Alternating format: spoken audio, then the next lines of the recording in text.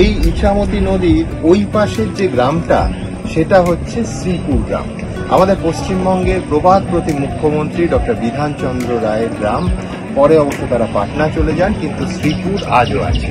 আর এই ইছামতি ধরে সোজা যদি এবং বসিরহাটের দিকে, মানে এপারের বসিরহাটের দিকে, তাহলে উল্টো দিকে গ্রামটা হচ্ছে খুব কাছাকাছি। সেই সময় ইছামতি শুরু হয়ে যায় একটা জায়গায়, সেটা হচ্ছে সাতক্ষীরা গ্রাম। এই সাতক্ষীরা জেলার সঙ্গে আমার একটা ব্যক্তিগত যোগাযোগ আছে। আমার ঠাকুমা ছিলেন সাতক্ষীরা গ্রামের নেই, কিন্তু পরবর্তীকালে সার্ক সম্মেলন কাভার করতে গিয়ে আমি যখন সাতক্ষীরা যাই, মানে বাংলাদেশের দিক থেকে একেবারে সেই জায়গায় যাই, অনেকটা পাল্টে গেছে। খুব স্বাভাবিকভাবেই নগরায়নের চাপে সেই জলাশয়গুলো নেই, পুকুরগুলো নেই, এবং সাতক্ষীরা গ্রামেও এখন বহুতল উঠছে। কিন্তু আমি আজকে এই ভাইফোঁটা বা ভ্রাতৃ দ্বিতীয়ার সময় এখানে এসে কাকে প্রথম শুভেচ্ছা জানাবো? সবার আগে শুভেচ্ছা জানাবো আমাদের সেই রিজভী সাহেবকে, মানে কবির রিজভী, যিনি একসময় সরাসরি এবিপি আনন্দকে এবং ব্যক্তিগতভাবে আমায় আক্রমণ করেছিলেন। ভদ্রলোক বলেই মনে করতাম, শুনে ফেললাম, কিন্তু আজও যা তার উত্তরে বলেছিলাম সেই প্রত্যেকটা শব্দের পাশে আমি দাঁড়াচ্ছি, এবং সেটা বিশ্বাস থেকে, সেটা মৌলিক দর্শন থেকে বলা, সেও আপনাদের দেখিয়ে দেবো। যাদের মনে আছে তারা মিলিয়ে নেবেন। কিন্তু কথা হলো যে রিজভী সাহেবকে এটাও আমি মনে করিয়ে দেব যে দেখুন, বাংলাদেশ একটা স্বাধীন এবং সার্বভৌম রাষ্ট্র। তাদের ভবিষ্যতের দায়, সেটা ভালো হোক, খারাপ হোক, ইতিবাচক হোক, নেতিবাচক হোক, সম্পূর্ণভাবে বাংলাদেশে। সেখানে নিঃসন্দেহে জ্ঞান দেওয়ার অ্যাটিটিউড থেকে আমরা কোনো কথা বলি না। কিন্তু ধরুন, সীমান্তের ওপারে যদি মৌলবাদী শক্তির কাজ কারবার বাড়ে, যদি সন্ত্রাসবাদী শক্তি মাথাচাড়া দেয়, নিঃসন্দেহে সেটা উদ্বেগের, এবং এই সাম্প্রতিক পরিস্থিতি নিয়ে অ্যানালিসিসে নিঃসন্দেহে সেই উদ্বেগ থাকবেই। শুধু তাই নয়, বাংলাদেশ যাতে শান্ত, সার্বভৌম এবং সমৃদ্ধ রাষ্ট্র হিসেবে, প্রতিবেশী রাষ্ট্র হিসেবে আরও গড়ে উঠতে পারে, সে বিষয়ে নিঃসন্দেহে আমাদের মতামত থাকবে, বিশ্লেষণ থাকবে। কিন্তু আবার বলছি, জ্ঞান দেয়া নয়। এবার কথা হচ্ছে যে ভাইফোঁটার দিনে কেন কবির রিজভী সাহেবকে প্রথম শুভেচ্ছা জানাবো। তার কারণ, দীর্ঘদিন ধরে সেই বিতর্ক চলে, আমি সেগুলোর উত্তর দিই ওনার সমস্ত অভিযোগের। তারপর উনি অবশ্য একটা জায়গায় সেটা ফুল স্টপ বা দাঁড়ি লাগান, এবং সৌভাগ্যের বিষয় হয়তো উনি বুঝেছিলেন যে আমাদের কোনো জ্ঞান দেওয়ার প্রবণতা ছিল না। যেটা ছিল সেটা হচ্ছে যাতে দু দেশের সমস্ত মানুষ হাতে হাত দিয়ে, ওই যে একটা কথা আছে না, সৌভ্রাতৃত্ব, সেই সৌভ্রাতৃত্ব মানে ভাইয়ের মতো একসঙ্গে সমৃদ্ধ হতে পারে। এটুকুই তো চাওয়া বলুন। সেই জন্য আজকে ভাইফোঁটার দিনে, এই পুণ্যতিথিতে সবার আগে তাদের এবং বাংলাদেশের সমস্ত ভাই বোনেদের আমার তরফ থেকে শুভেচ্ছা রইল। সবাই খুব ভালো থাকবেন। আসুন একসঙ্গে শান্তিপূর্ণভাবে আমরা সবাই ভালো থাকি। বাংলাদেশের মাটি থেকে এবার একেবারে সরাসরি এবিপি আনন্দকে এবং নাম করে আমাকে আক্রমণ করা হচ্ছে। কি বলা হচ্ছে? এটার রসিকতার অংশ আছে। 28 লক্ষ কোটি টাকা নিয়ে বাংলাদেশ নিয়ে মিথ্যে প্রচার করার অভিযোগ করা হচ্ছে। আমি জানি না, বাংলাদেশ অনেক এগিয়ে গেছে নিঃসন্দেহে, ওখানকার কোনো পেশাদার সাংবাদিক হয়তো 28 লক্ষ কোটি টাকা দেখে থাকবেন। আমাদের দেশে অবশ্য পেশাদার সাংবাদিকরা গোটা জীবনে 28 কোটি টাকাও দেখেন না সাধারণভাবে। Jokes apart. দেখুন, এই কথা যদি জামাতপন্থী মৌলবাদী কোনো শক্তি বলতো, বিশ্বাস করুন আমি তার জবাব দেওয়ার জন্য 30 সেকেন্ডও ব্যয় করতাম না। তার কারণ যে তারা মাথার দাম নির্ধারণ করে, তারা হুলিয়া জারি করে, হয়তো কেউ এসে এখানে আক্রমণ করতে পারেন। প্রয়োজন মনে করতাম না অন এয়ার লাইভ অনুষ্ঠানে এর উত্তর দেওয়ার। কিন্তু এই মারাত্মক অভিযোগ এবং একেবারে নাম করে এই আক্রমণ করেছেন যিনি, তিনি যে দলটা করেন সেই দলটা একাধিকবার বাংলাদেশ শাসন করেছেন। বিএনপি দলের ডাকসাইটে নেতা এবং সিনিয়র যুগ্ম মহাসচিব রুহুল কবির রিজভী, তিনি একেবারে স্পষ্ট ভাষায় কি বলেছেন আপনাদের দেখাবো। তারপর যেহেতু একাধিক কথা তিনি বলেছেন, তার একটু উত্তর দিতে হবে এই দেশের, এই রাজ্যের মাটি থেকে। প্রথমে দেখাবো রিজভী সাহেব ঠিক কি বলেছেন। আপনাদের মিডিয়া কি একজন সুমন, এক ভদ্রলোক, এবারে অহর্নিশি ক্রমাগতভাবে তিনি মিথ্যা অপপ্রচার করে যাচ্ছে। আমি তাকে একটা ভদ্রলোক বলেই মনে করতাম, দেখতে শুনতেও সুন্দর, কিন্তু মনটা এত অসুন্দর বাংলাদেশের গোপালগঞ্জে একটা পরিবারে আগুন লাগিয়ে 5 জন পুড়িয়ে মেরে ফেলা হয়েছে, ওইটা তিনি ফলাও করে প্রচার করছেন। আজকে খেয়ে না খেয়ে বাংলাদেশের বিরুদ্ধে অপপ্রচার করছে। ওখানে যারা সত্যিকারের প্রগতিশীল অসাম্প্রদায়িক তারা এই সমস্ত মিডিয়াকে বলে কি জানো, গদি মিডিয়া। এক একটা বয়ান, একটা ন্যারেটিভ তৈরি করছেন বাংলাদেশের বিরুদ্ধে। কারণ শেখ হাসিনার পতনটা একেবারেই মেনে নিতে পারছেন না। 28 লক্ষ কোটি টাকা পাচার হয়েছে শেখ হাসিনার আমলে। তাহলে এই কোটি টাকা কি, এই 28 লক্ষ কোটি টাকার কত টাকা পেয়েছেন সুবন্ধে বাবুরা, এটাও আপনারা বলুন, না হলে কেউ কিন্তু বলে দেবে।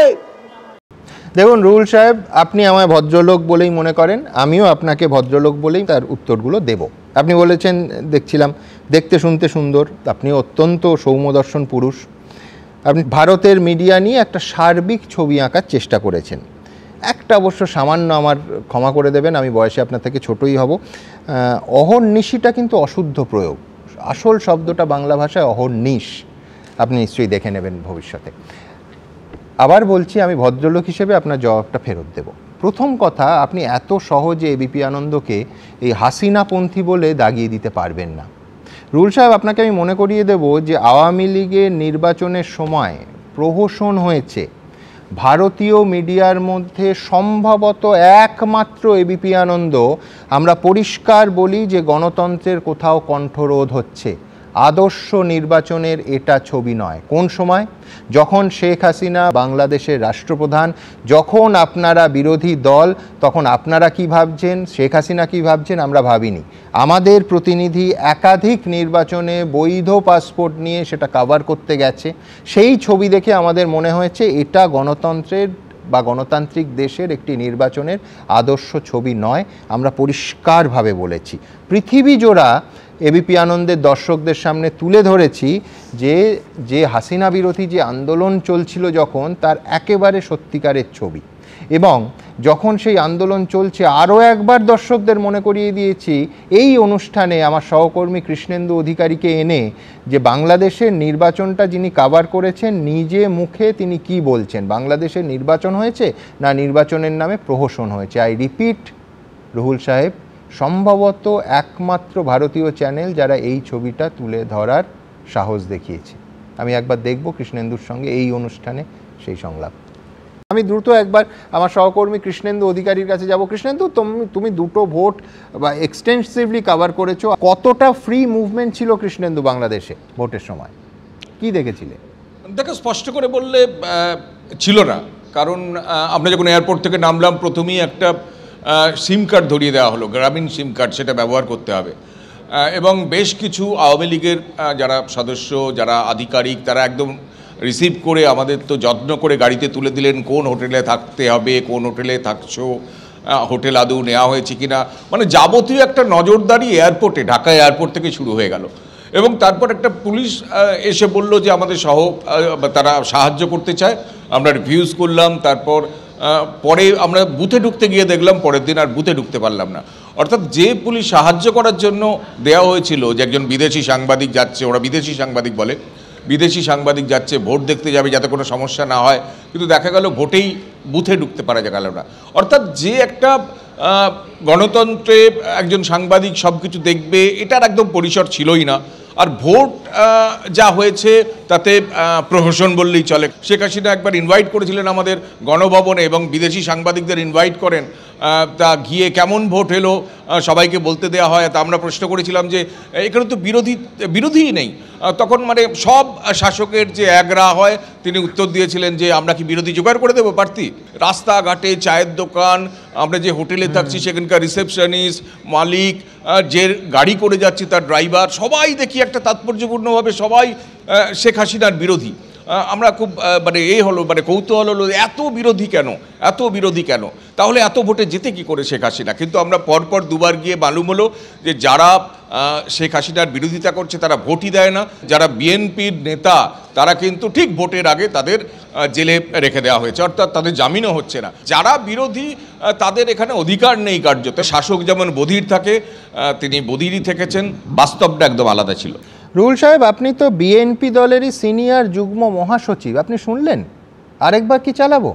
একেবারে পরিষ্কার ওইখানে ওই মাটিতে ওই বাস্তবতায় দাঁড়িয়ে আমরা প্রতিবাদ করলাম, যেভাবে তাদের বিএনপি নেতাদের, আপনার দলের নেতাদের জেলে রাখা হচ্ছে এবং সেই জেলে তাদের জামিন দেয়া হচ্ছে না। আজকে ঠিক চিন্ময় কৃষ্ণ দাসের সঙ্গে যেটা হচ্ছে, ঠিক সেইটা যখন আপনাদের দলের নেতাদের সঙ্গে হয়েছে, সেটাও এই ভারতের মাটিতে দাঁড়িয়ে আমরা প্রতিবাদ করেছিলাম।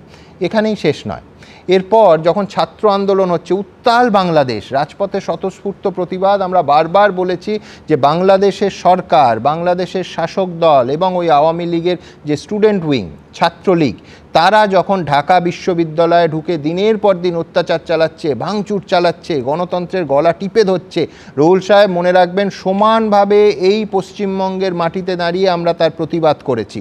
এই এবিপি আনন্দ করেছে, এই সুমন দে, যাকে আপনি আজকে নাম করে আক্রমণ করেছেন, সেও করেছে। আমার সমস্ত প্যানেলিস্ট, তাদের কাছে আমি কৃতজ্ঞ, তারাও বলেছেন, একেবারে গলা খুলে বলেছেন, মানবাধিকার আর গণতন্ত্র যেখানে আক্রান্ত হবে সেখানে এবিপি আনন্দ রুখে দাঁড়াবে, তারা সরব হবে। সেটা যদি বাংলাদেশে হয় সেখানে, সেটা যদি ভারতবর্ষে হয় সেখানে, যদি পশ্চিমবঙ্গে হয় সেখানে।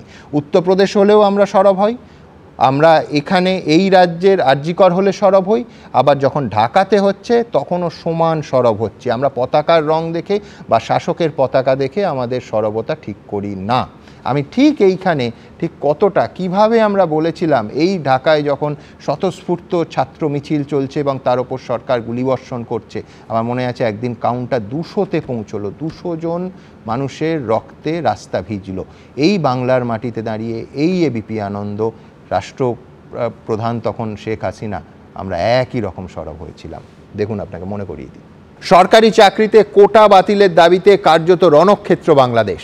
দফায় দফায় চলছে সংঘর্ষ, বন্ধ স্কুল, কলেজ, বিশ্ববিদ্যালয়, নামাতে হয়েছে সেনাবাহিনী। কিন্তু কেন এমন হবে? কেন পরিস্থিতি নিয়ন্ত্রণ করতে পারছে না সে দেশের সরকার? কেন রক্ত ঝরবে ছাত্রছাত্রীদের? কেন হিংসার আগুন ছড়াবে এইভাবে?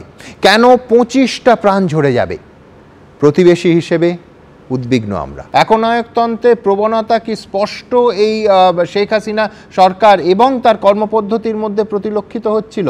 আপনারা লক্ষ্য করবেন যে প্রথম দিন থেকে যখন ছাত্রদের মিছিল হচ্ছে, সেই মিছিলে গুলি চলছে, ঢাকা বিশ্ববিদ্যালয়ে রাতের অন্ধকারে আওয়ামী লীগের গুন্ডা বাহিনী ঢুকে ছাত্রদের মারছে, খুন করছে, আমরা প্রতিবাদ করেছিলাম। তার কারণ হতে পারে সেই শক্তির সঙ্গে ভারতবর্ষের অত্যন্ত সুসম্পর্ক, কোনো অসুবিধে নেই, কিন্তু তার মানে গণতান্ত্রিক পরিসরটা তিনি যথেষ্ট দিচ্ছেন কি? বিরোধীদের গণতান্ত্রিক পরিবেশ দিচ্ছেন কি? মানুষের এই সরকারের ওপর কতটা ক্ষোভ পুঞ্জীভূত হলে 2 মাসের মধ্যে একটা আন্দোলন এই চেহারায় যায় যে প্রধানমন্ত্রীকে পদত্যাগ করে দেশ ছেড়ে পালিয়ে যেতে হয়। আর চতুর্থ বারের প্রধানমন্ত্রী 4 মাস আগে মাত্র ক্ষমতায় এসেছিলেন।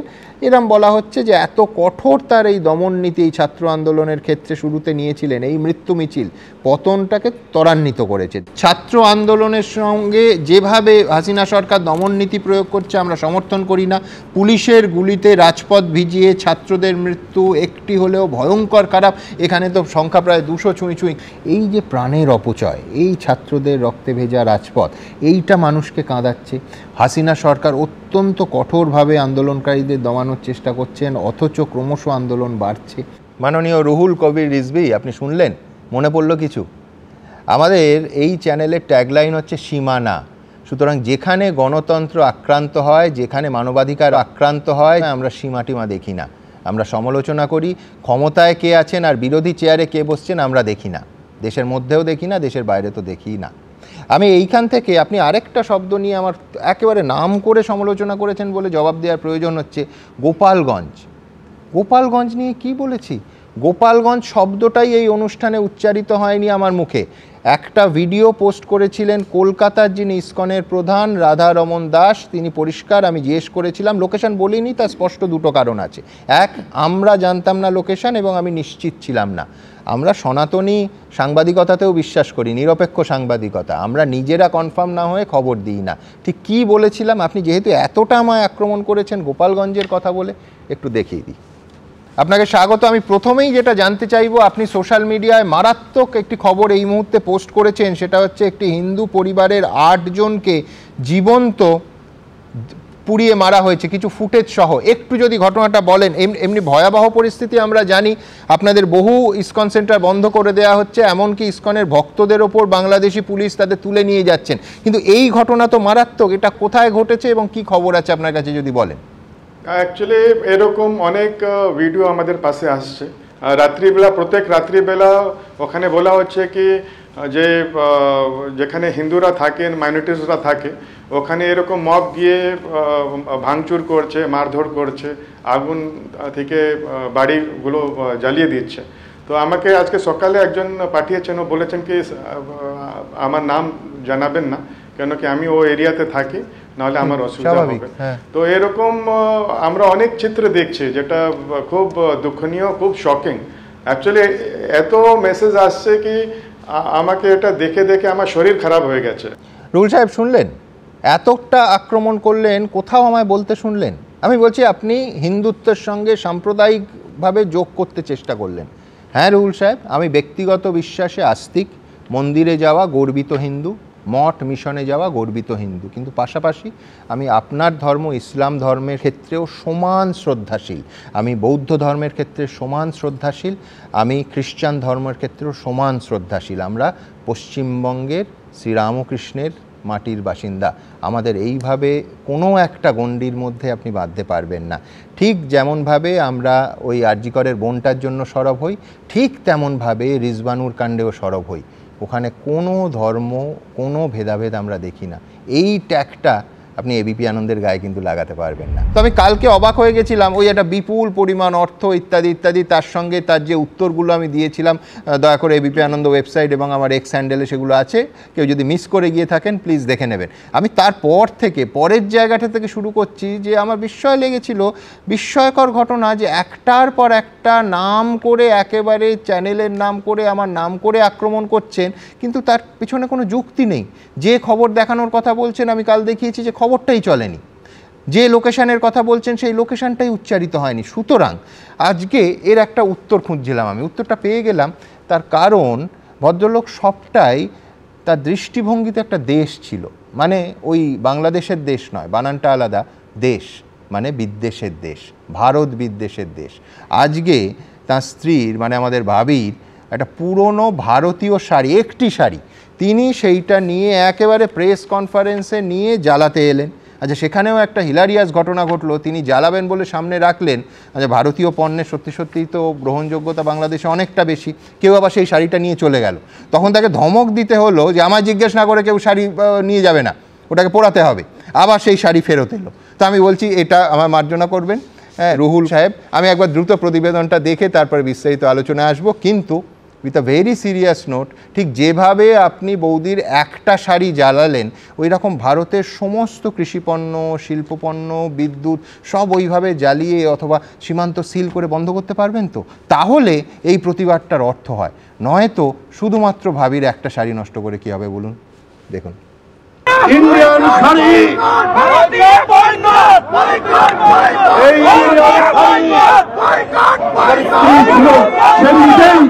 সেই নিজেই এই শাড়ি, সে নিজেই এই শাড়ি দিয়েছে, এইটা আজকে আপনাদের সামনে ছুঁড়ে ফেললাম। অনুষ্ঠানে বিএনপি নেতা রিজভী ভারতের যে শাড়িটি নিয়ে এসেছিলেন সেটি তার স্ত্রীর। ব্যাগ থেকে বের করে সেই শাড়ি তিনি সামনে ছুঁড়ে ফেলেন। কিন্তু ভারতীয় পণ্যের প্রতি ভালোবাসা যে বাংলাদেশের কারোর পক্ষে মন থেকে অস্বীকার করা অসম্ভব, তাও দেখা গেল এই অনুষ্ঠানেই। যে শাড়ি জ্বালিয়ে দেওয়ার জন্য ছুঁড়ে ফেলেন বিএনপি নেতা, সেই শাড়ি সঙ্গে সঙ্গে তুলে নিচ্ছিলেন এক মহিলা।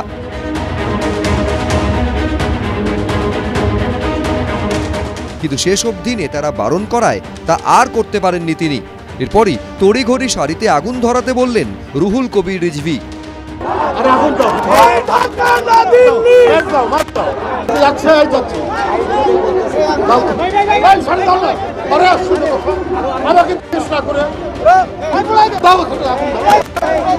ভারতের পেঁয়াজের চাইতে আমাদের পেঁয়াজের ঝাঁজ অনেক বেশি, ভারতের মরিচের চাইতে আমাদের মরিচের ঝাল অনেক বেশি। আমরা যদি আমাদের জায়গা না থাকে, আমরা ছাদের উপর মরিচ লাগাবো, আমরা বাড়ির উঠোনের মধ্যে আমরা পেঁপে গাছ লাগাবো, আমরা পেঁয়াজ লাগাবো, তাও আমরা ওদের মুখাপেক্ষী হব না। আমরা ভারতীয় পণ্য বর্জন করবো বন্ধু আমার। দেখুন এর উত্তরে কি বলেছি সেটা বলে আজকের সময় নষ্ট করছি না, আবার বলছি এক্স অ্যাকাউন্টে পুরোটা দেয়া আছে, আপনারা প্লিজ দেখে নেবেন।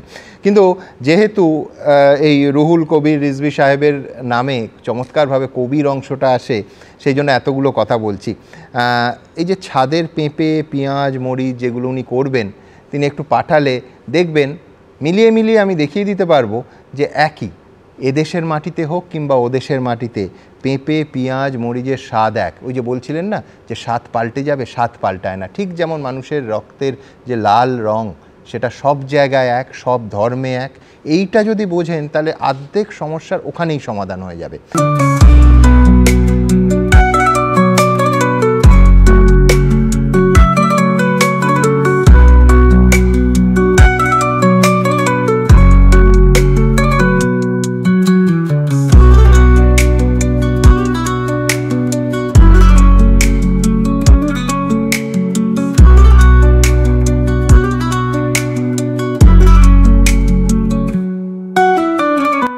দেখুন এই মুহূর্তে মোহনায় দাঁড়িয়ে আছি। এটা হচ্ছে ইছামতি নদী, বিদ্যাধরী নদী মানে সুন্দরবনের দিকে যা চলে যাচ্ছে, এবং কালিন্দী নদী। এই তিনটে নদীর মোহনা, এবং এইখানে আমার ডান দিকে বাংলাদেশ। এই যে মেলার মতো এত মানুষ, এত হইচই আপনারা দেখতে পাচ্ছেন, এটা হচ্ছে ইছামতি পিকনিক স্পট। বাংলাদেশের দিকে প্রচুর মানুষ প্রতিদিন আসে, দেখতেই পাচ্ছেন, ছবিতেও আপনাদের দেখাবো যে নাগরদোলা চলছে এবং প্রচুর মানুষ। আজকে যেহেতু একটা উৎসবের মরশুম চলছে, প্রচুর মানুষ এখানে ভিড় করেছেন। তারা রীতিমতো ভারতীয়দের দেখলে যেহেতু একই ভাষায় তারা কথা বলেন, এখানে কিন্তু কোনো সম্পর্কের টানাপোড়েন নেই, ওঠাপড়া নেই। তারা রীতিমতো হাত নাড়ছেন এবং প্রচুর মানুষ প্রতি বিকেলে, বিশেষ করে শনি রবিবার বিকেলে এইখানে এই ইছামতি পিকনিক স্পটে ভিড় করেন। এই মোহনায় সত্যি দেশ তো আলাদা বটেই, কিন্তু মানুষের মধ্যে কোথাও একটা নারীর টান রয়ে গেছে। বাংলাদেশ ভালো থাকুক। বাংলাদেশে যে অস্থিরতা চলছে, শুরু হয়েছিল বেশ কয়েক বছর আগে, নিঃসন্দেহে তাদের ব্যাপার, অভ্যন্তরীণ ব্যাপার, কিন্তু তা যেন সাধারণ মানুষের জীবনযাত্রাকে স্পর্শ না করে। সব থেকে বড় কথা, প্রতিবেশী ভারতের সঙ্গে, বিশেষ করে একই ভাষার এই রাজ্য পশ্চিমবঙ্গের সঙ্গে বাংলাদেশের সম্পর্ক যেন আরো নিবিড়, আরো সুদৃঢ় এবং সম্পূর্ণ শান্তিপূর্ণ হয়, এটাই চাওয়া।